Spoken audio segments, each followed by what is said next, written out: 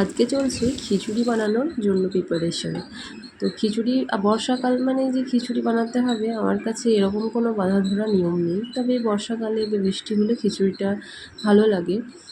তো আজকে আমি সেরকমই নিরামিষ দিনে শনিবারে আমি করেছিলাম নিরামিষ খিচুড়ি।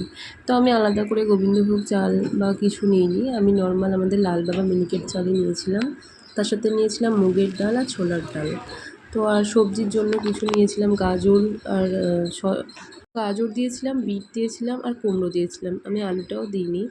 তো তারপর আমি প্রথমে সবজিগুলোকে হালকা ভেজে নিচ্ছিলাম, তারপরে দিয়ে দিয়েছিলাম চাল আর ডালগুলো ধুয়ে রাখা চাল ডালগুলো দিয়ে একটু নাড়াচাড়া করে নিচ্ছিলাম। তো নাড়াচাড়া যখন হয়ে যাচ্ছিলো তখন আমি চাল ও ডালগুলোকে ভেজে নিচ্ছিলাম একসাথে।